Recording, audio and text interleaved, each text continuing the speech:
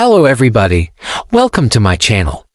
In this episode of Battles in the Ancient World, we're going to be covering how the Themistocles tricked Xerxes into fighting in the Salamis Straits. As always, if you would like to support the channel, please consider supporting us through the links in the description below. Also, a quick announcement before we begin, there will be no episode next week because it is the week of my final exams here at university. So wish me luck for that. But after that, I should have a lot more time to work on the channel and release more episodes for you guys.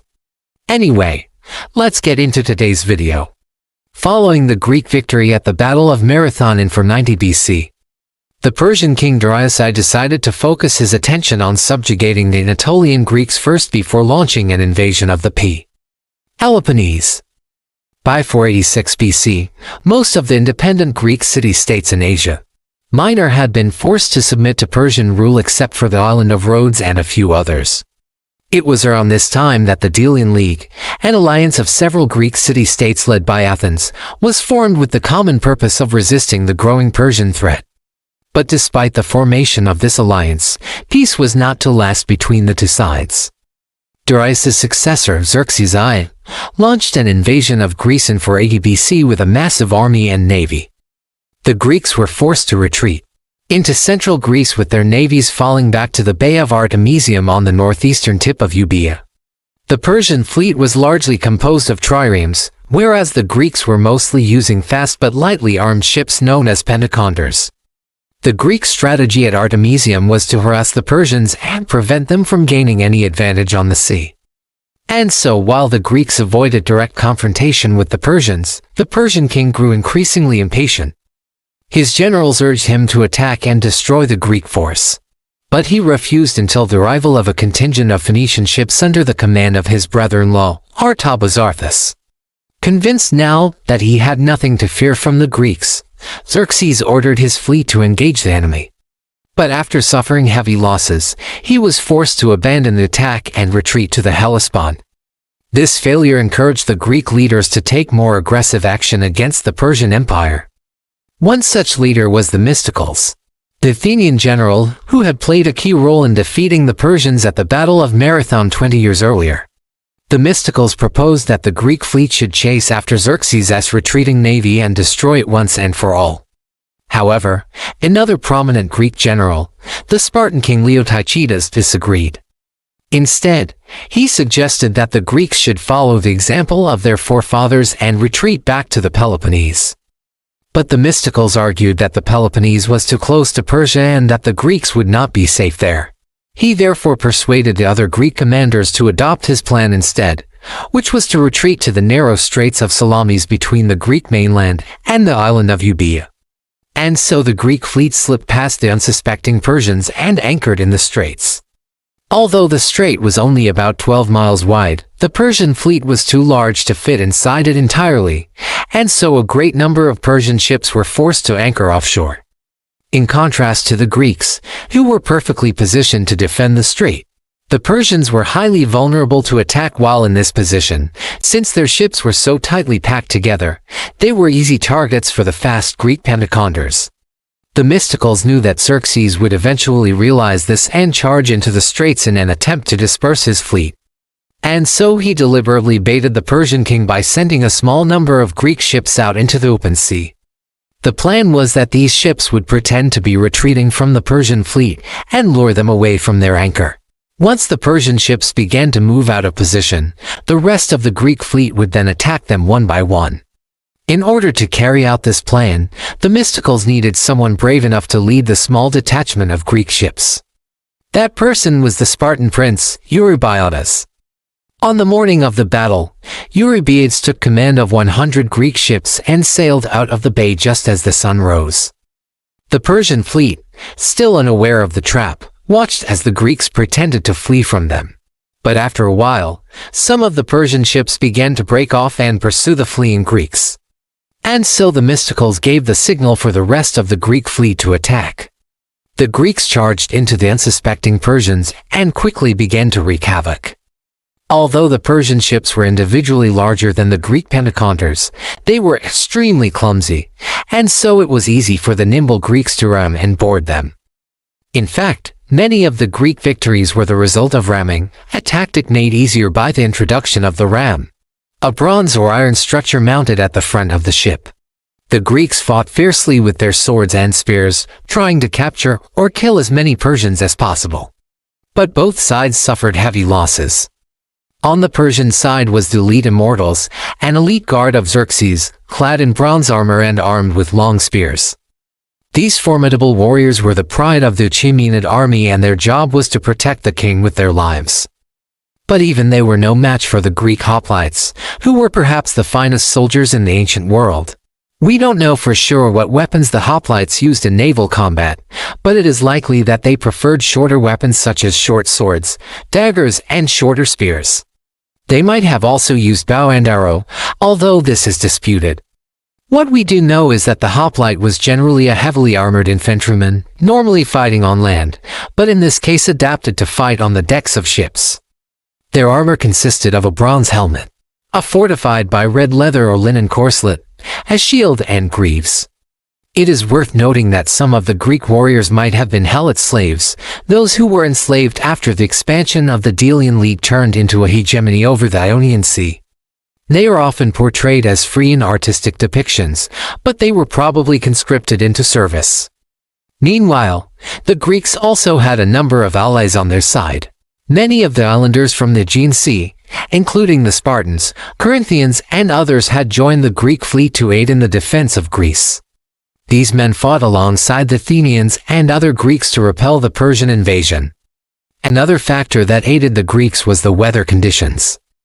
A strong west wind known as the Meltemi blew across the straits that day, which not only hampered the maneuvering of the large Persian ships, but also helped the fast Greek vessels to traverse the length of the battlefield much quicker. This allowed the Greeks to attack many more Persian ships than they otherwise would have been able to. Despite their numerical superiority, the Persians were soon in full retreat. One by one, their ships were picked off by the Greeks until only a few remained. These survivors fled into the straits and anchored off the coast of the small town of Trireme. Here, they were attacked by a detachment of Greek troops under the command of their Argive, King Leopidas. Together, the Greeks and islanders killed or captured nearly every single Persian aboard these final ships.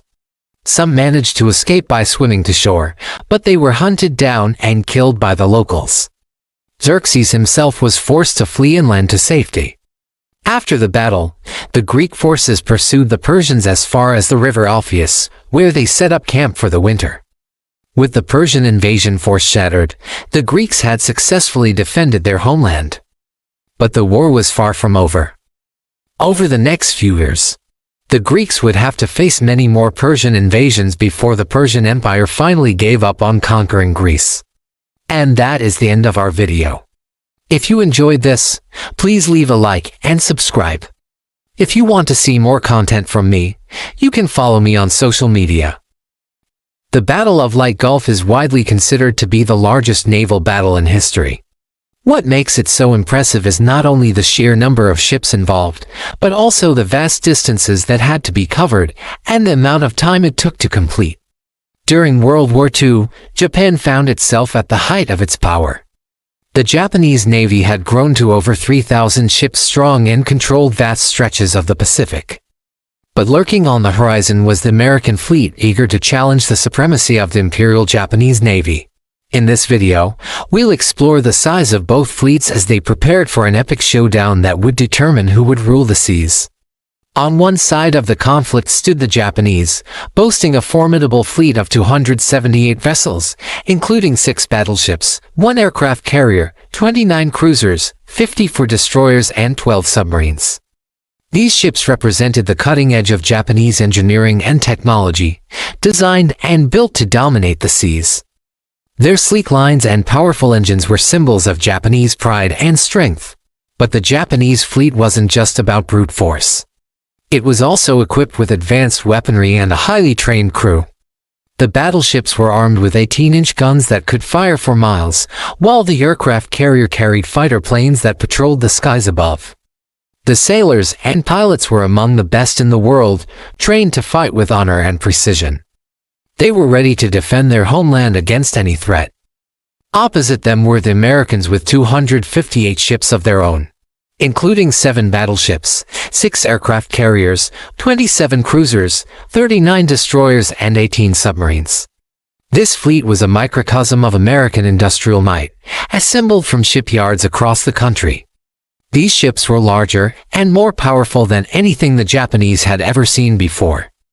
The American battleships were true behemoths, displacing over 45,000 tons and armed with 16-inch guns that could obliterate entire divisions. The aircraft carriers were mobile fortresses carrying hundreds of planes that could strike from the air. And the crews were just as impressive. Composed of seasoned veterans who had already tasted the bitterness of defeat. They were hungry for revenge and eager to prove themselves on the battlefield. As the two fleets prepared to engage, there was a palpable tension in the air. Each side knew that the outcome of the battle would have far-reaching consequences.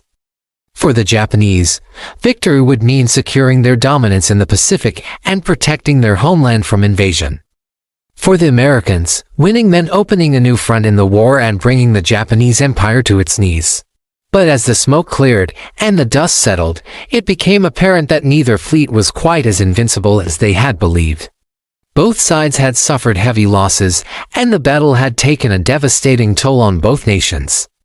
The Japanese had lost 6 of their battleships, including the mighty Yamato, along with dozens of other ships and thousands of sailors. The Americans had also suffered significant losses, including 4 of their battleships and many aircraft and airmen. Despite these setbacks, the battle had been a strategic victory for the United States. The surviving Japanese fleet had been scattered, and the way was open for the Allies to seize the initiative in the Pacific. The battle had changed the course of the war and left an indelible mark on history. In today's video, we are going to take a closer look at the ships involved in the battle.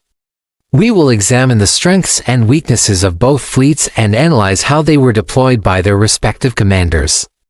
You will see how the Japanese strategy relied on speed and maneuverability, while the Americans focused on firepower and endurance. You will also learn about the innovations and tactics that each side employed to gain the upper hand. So let us begin our journey back to October 23, 1944, when the Battle of Light Gulf commenced in the waters off the coast of the Philippines. As we delve deeper into the details of these two mighty fleets, you will discover why the Battle of Light Gulf is remembered as one of the greatest naval battles in history. Before we start, make sure to subscribe for more videos like this one.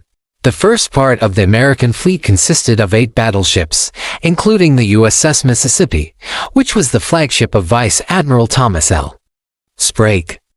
Also included were the USS Alabama and the USS South Dakota, which were the flagship of Rear Admiral Ralph Christie. The third group of battleships consisted of the USS New Mexico and the USS Pennsylvania, which were the flagship of Rear Admiral James L. Kaufman. Finally, the last group of battleships consisted of the USS California and the USS Idaho, which were the flagship of Rear Admiral Frederick C. Sherman.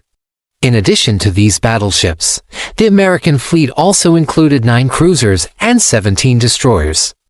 Overall, the American fleet was a formidable force, equipped with powerful guns and supported by a large number of escort vessels to protect it from air and submarine attacks.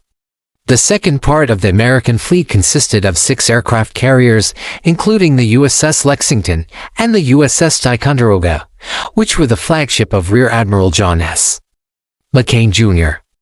The third group of aircraft carriers consisted of the USS San Jacinto and the USS Fanshawe Bay, which were the flagship of Rear Admiral Thomas L. Sprague. The fourth group consisted of the USS St. Lo and the USS White Plains, which were the flagship of Rear Admiral Ralph Christie. These aircraft carriers were supported by 18 destroyers and 13 submarines. Overall, the American fleet had a significant advantage in terms of air power, with the ability to launch massive aerial attacks against the Japanese fleet. On the other side of the battle stood the Japanese fleet, which can be divided into 4 groups. The first group consisted of 3 battleships, including the Fuso and Yamashiro, which were the flagship of Vice Admiral Takeo Kurita. The second group consisted of 2 battleships, including the Nagato and Matsu, which were the flagship of Vice Admiral Jisaku Goda. The third group consisted of the battleship Yamashiro and the light cruiser Kumano, which were the flagship of Rear Admiral Masami Ito. In addition to these battleships, the Japanese fleet also included 15 cruisers and 23 destroyers. However, the Japanese did not have any aircraft carriers, which put them at a disadvantage compared to the American fleet. The Japanese central force consisted of 4 battleships, 10 cruisers, and 11 destroyers, all under the command of Vice Admiral Takeo Kurita. The northern force, led by Vice Admiral Shoji Nishimura, consisted of 3 battleships, 7 cruisers, and 11 destroyers. The southern force, commanded by Rear Admiral Masami Ito, consisted of 1 battleship, 4 cruisers, and 9 destroyers. The harbor force, led by Rear Admiral Koshiro Ikawa, consisted of 3 battleships, 5 cruisers, and 11 destroyers. In terms of firepower, the Japanese fleet was not as powerful as the American fleet, but they did have some advantages. For example, the Japanese battleships were faster and more maneuverable than the American battleships. Additionally, the Japanese had a large number of high-speed cruisers and destroyers, which allowed them to be more flexible in their battle tactics. However, the Japanese fleet was severely lacking in aircraft, which made it difficult for them to effectively counter the American air attacks. Despite these challenges, the Japanese were determined to defend their homeland and protect their empire from the advancing Americans. They knew that the battle would be a tough one, but they were ready to fight to the very end. As the 2 fleets engaged in battle, the outcome remained uncertain. The Japanese fleet's speed and maneuverability allowed them to dodge the powerful American guns, while their large number of aircraft inflicted heavy damage on the American ships. On the other hand, the American fleet's superior firepower and endurance eventually began to take its toll on the Japanese. As the days went by, the Japanese ships started to fall one by one until only a few remained. In the end, the Japanese fleet was no match for the combined might of the American Navy, and the battle ended in a decisive victory for the United States. However, despite the overwhelming odds, the Japanese sailors fought bravely and with honor until the very end. I hope you enjoyed learning more about the Battle of Leyte Gulf. If you want to learn more about World War II, make sure to check out our other videos. Thanks for watching. Thank you to our supporters for making this video possible. And thank you all for watching. The Greco-Persian Wars are often remembered as a battle between 2 superpowers, Greece and the Achaemenid Empire. But these wars weren't just fought by the big boys. During the fighting between Athens and the Peloponnesian League on one side and the Persian Empire on the other, there were dozens of independent city-states involved, each with their own unique military forces. These ranged from hoplite-heavy armies to mercenary-heavy contingents to even whole navies supplied by subject states. And of course, we can't forget about those who tried to do both, like the Spartans. In our last episode, we looked at why the narrow straits off the coast of modern-day Salamis favored the Greek navy tactically. If you haven't seen it yet, it's well worth a watch, since this episode builds on many of the points made in that video. But the same question can be asked of the land forces during the famous battles of the Greco-Persian Wars. Why did the Spartans kick so much ass? And is it because they had superior tactics, or was the terrain to blame? To answer this question, we need to look no further than the Battle of Thermopylae, which took place in 480 BC. The story has been immortalized by the ancient poets and historians, but modern scholarship has filled in some gaps and corrected some misconceptions in the story. In order to understand how the Spartans won the battle, it helps to first know why they were even there. The Spartan force was a rear guard delaying the advance of an invading Persian army. The Spartans were only a small part of this force, however, with perhaps 7,000 soldiers out of an overall force of around 30 to 40,000. The rest of the force was made up of contingents from other Greek city-states, including Thespians, Thebans, and most notably Athenians. After marching north from the port of Seps, where their ships had arrived from the east, the Persian King Xerxes I divided his army into 3, placing them under the command of 3 brothers, Euvitus, Artobulus, and Mecistius. His intention was for them to converge on the pass of Thermopylae, where the rear guard was stationed, and push the Greeks back to the south. This plan didn't quite work out. Though the Greeks held the pass, they were almost certainly not aware that Xerxes had divided his army. Instead, they expected the Persians to attempt to outflank them by moving through the mountains to the west. This is why Leonidas, the Spartan king, sent out a scouting party under the command of his friend and ally, King Thespius. Herodotus and his men found the Persian army bivouacked along the shore and reported back to Leonidas. With this information, Leonidas knew he had to stop the Persian advance. If the Persians could get past the pass, the whole of Greece would be vulnerable to invasion. So Leonidas decided to make a stand. He left the camp with about 300 Spartans and a few hundred more Thespians. The rest of the Greek force was made up of contingents from other city-states, including 700 Thebans. The Athenians were given permission to leave and retreat to safety, which they did after paying a small tribute to the Persians. Modern historians debate exactly how the Spartans persuaded the other Greek leaders to let them stay. But it doesn't matter because the Athenians left and the Spartans stayed. They probably thought they could hold the pass with 2,000 hoplites. But when the main body of the Persian army arrived the next day, they realized that was nowhere near enough. So Leonidas sent out another heralds to bring reinforcements from southern Greece. While waiting for the reinforcements to arrive, they held off the Persian army, killing or wounding thousands. Eventually, the reinforcements arrived. Now we know how the Spartans got to Thermopylae and why they chose to make a stand. But what about the Persians? How did they end up outside the pass? We know that they came from the north. But how did they get there? Ancient sources say the Persian army marched all the way from the north. But modern scholars have challenged this claim. Most agree that the army didn't march along the coast at all. Instead, they traveled inland through the mountains. But there is disagreement over exactly where they started from. Some scholars argue that they came from the northeast, while others argue they came from the northwest. We can actually use the terrain to help us decide between these two theories. In order for the Persian army to reach Thermopylae, they would have needed to pass through the mountain range known as the Himalayas. The mountains contain several passes that could have been used for the approach, but only one would have allowed the army to travel all the way to Thermopylae without having to turn back. That pass was the Pass of Anaros. If the army came from the northeast, as some scholars have argued, they would have had to go through this pass. But if they came from the northwest, they could have gone through any of several other passes, such as the Pass of Cithaeron, which would have taken them directly to Thermopylae. It's unclear whether the army took this route or not, but what is clear is that they would have had to have done so in order to surprise the Greeks at Thermopylae. And we know they did try to surprise the Greeks because Herodotus tells us that the Persians spent 3 days traveling along the coast looking for a place to attack the Greeks. If they had marched straight up the middle, they would have given away their position and the element of surprise. But now that we know that the Persians had to come from the west in order to surprise the Greeks, we can see how the terrain helped the Spartans win. The Spartan army was deployed along a narrow stretch of road that ran through a narrow pass. This meant that they could easily defend against a frontal assault. All they had to do was hold the pass and keep their cool. But the terrain also played a big role in the defeat of the Persians. You see, the Persian army was composed of soldiers from all over the empire.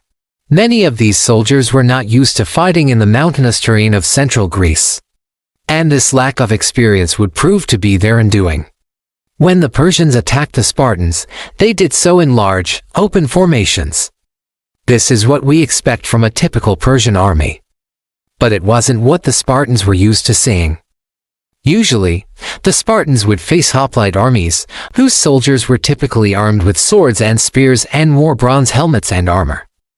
But the bulk of the Persian army wasn't equipped like this. Most were armed with bows and arrows and light javelins and wore little to no armor. A hoplite army would never have attacked in such a manner, but the Persians did. Their tactics were perfect for open terrain, where they could utilize their superior numbers and maneuverability to outflank and encircle their opponents. But they were terrible for fighting in the streets of Thermopylae. The Spartans, on the other hand, were used to fighting in tight spaces. Hoplite warfare was developed in Greece, and Greek city-states often fought each other on narrow battlegrounds. For example, the hoplite phalanx, which was a rectangular formation of spearmen, was ideal for fighting in close quarters. When deployed correctly, it was nearly impossible to break through. The Spartan army was also more heavily armed than the average Greek force, which gave them an advantage over the Persians. The Spartans had full armor, which protected them from most blows. Even more importantly, they had bronze helmets with visors, which protected their faces. This might not sound like a big deal, but it was. You see, the Persian army had a big advantage in archery. They could shoot the Spartans all day long, and most of those arrows would be useless. Sure, some might find their mark, but most would either be dodged or blocked by Spartan shields. But once a Spartan's helmet was knocked off, things got bad really fast. Spartan helmets might not have been bulletproof, but they were designed to protect the warrior's face. They covered the nose, cheeks, ears, and neck, leaving only the eyes and mouth exposed. But if a Spartan was already wearing a helmet, knocking it off was one thing, but shooting him in the face with an arrow was quite another. This is what happened to King Leonidas during the battle. After fighting bravely for 2 days, Leonidas was shot in the neck by an arrow. It's unclear whether he was killed outright or whether he died later from his wounds, but it doesn't matter. The point is that the Spartans would have been nearly immune to archery if they had stayed in formation. But there was a problem. The narrow roads made it hard to deploy the phalanx, which forced the Spartans to spread out and fight in smaller units. This made them more vulnerable to Persian arrows, but it also forced them to adopt new tactics. One tactic that the Spartans used was the dori, which literally means spear fighting. The Greek word for spear is dori, and the Spartans called their style of fighting dorophorica. The term comes from ancient vase paintings showing Spartan hoplites fighting in the dori style. The technique consists of thrusting forward with a spear and then immediately withdrawing it to prepare for a second thrust. In practice, this meant that the Spartans were constantly weaving and bobbing, always staying just out of range of Persian swords. The effect must have been terrifying to the Persians, who had never seen anything like it before. But it would have also been exhausting to execute. Fighting like this would have been tough for anyone, but especially for a hoplite, who was typically bigger and heavier than the average Greek warrior. This is why the Spartans probably only used the dori for short bursts, saving their strength for when it mattered most. And that time came on the 3rd day of the battle, when the Persians attempted a final assault. By now, the Spartans had gotten the hang of fighting in the narrow streets, and they were ready for the Persians. As the Persians approached, the Spartans shifted into their trademark phalanx formation and waited. As the Persians drew closer, the Spartans thrust forward with their spears. The pointy ends of the spears were designed for thrusting, and they ripped through the thin armor of the Persian infantry, if any of them were wearing armor at all. The Spartans pressed forward, driving the Persians back. It was at this moment that the Persians broke and fled. Ancient sources say that in the end, every single Spartan survived. But this is almost certainly a myth. The truth is that we don't know how many Spartans died at Thermopylae. But we do know that Leonidas and most of his elite bodyguards did survive the battle. In fact, Leonidas went on to fight and die at the siege of the Hot Gates, which is a whole other story. We hope you enjoyed learning about the Battle of Thermopylae with us. A huge thank you to our supporters for making this episode possible. And a special thank you to our Patreon producer, David, for asking this question. If you like this video, please hit the like button and subscribe if you want to see more. And remember, if you want to learn more about the history of the ancient world, there's no better place to start than here.